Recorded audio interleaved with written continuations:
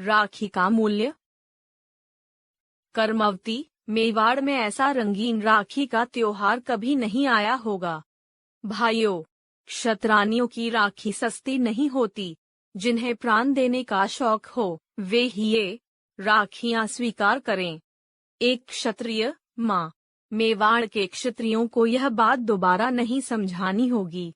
हम लोग सदियों से हंसते हंसते प्राण देते आए हैं। बहनों की राखियों के धागे ही तो हमें शक्ति देते हैं। कर्मवती, धन्य हो वीरो, तुमसे यही आशा थी। प्रतिज्ञा करो कि प्राण रहते मेवाड़ की पताका को झुकने न दोगे। सब एक साथ यही होगा माँ, यही होगा। कर्मवती, मेवाड़ के सपूतों, मेवाड़ के अभिमान तुम ही हो। जाओ, रणभूमि तुम्हारी प्रतीक्षा कर रही है। बाघ सिंह, राजपूत वीरता से लड़ रहे हैं, लेकिन एक तो हमारी संख्या बहुत कम है, दूसरे शत्रु उनका तोपखाना आग उगल रहा है। उसका मुकाबला तलवारों से तो हो नहीं सकता। हमें मरना है। हम हंसते हंसते मरेंगे और बहुतों को मारकर मरेंगे, पर दुख है कि मरकर भी मेवाड़ की आन की हिफाजत न कर पाएंगे। कर्मवती, बड़ा कठिन समय है। इस समय मेरे पति नहीं हैं। उनके रहते मेवाड़ की ओर आंख उठाने का साहस किसका था? उनके आतंक से मेवाड़ के बाहर दूर दूर तक अत्याचारियों के प्राण कांपा करते थे। बाघ सिंह जी, हमने आपसी बैर भाव में अपने ही हाथों अपना सर्वनाश कर दिया। बाघ सिंह, अब पश्चाताप से क्या होता है देवी? अब तो हमें कोई मार्ग बताइए।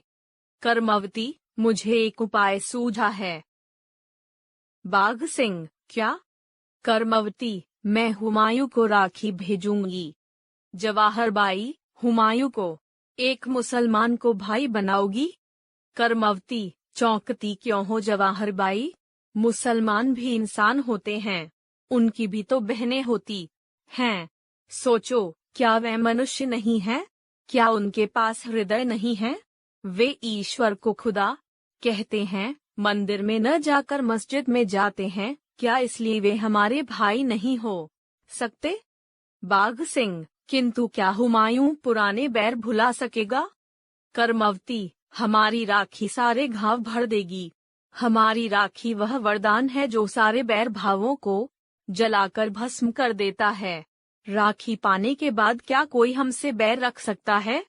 बाघ सिंह जी, आपकी क्या सलाह है? बाघ सिंह, हम तो आज्ञा का पालन करना जानते हैं, सलाह देना नहीं। कर्मवती, अच्छा तो वही हो। लो यह राखी और पत्र, आज ही इन्हें बादशाह हुमायूं के पास भेजिए।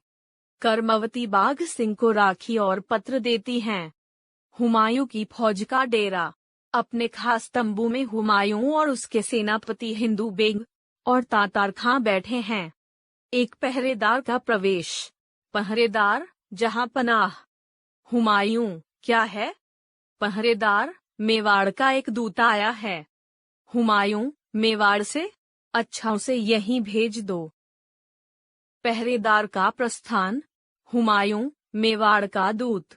मेवाड़ लफ्ज में ही कुछ जादू है।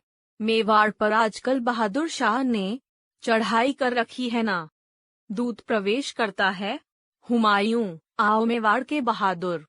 दूत, अभिवादन करके स्वर्गीय महाराणा सांगा की पत्नी महारानी कर्मवती ने आपको यह सौगात भेजी है।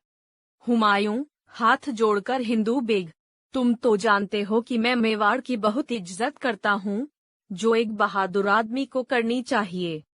हुमायूं पत्र पढ़ते पढ़ते मगन हो जाता है। हुमायूं, हिंदू बेग, उन्होंने सचमुच जादू का पिटारा भेजा है। उन्होंने मुझे राखी भेजी है। उन्होंने मुझे अपना भाई बनाया है। दूत से बहन कर्मवती से कहना, हुमायूं अगर तुम्हारी माँ के पेट से पैदा नहीं हुआ तो क्या वह तुम्हारे सगे भाई से बढ़कर है? कह देना मेवाड़ की इज्जत मेरी इज्जत है। जाओ। दूत का प्रस्थान।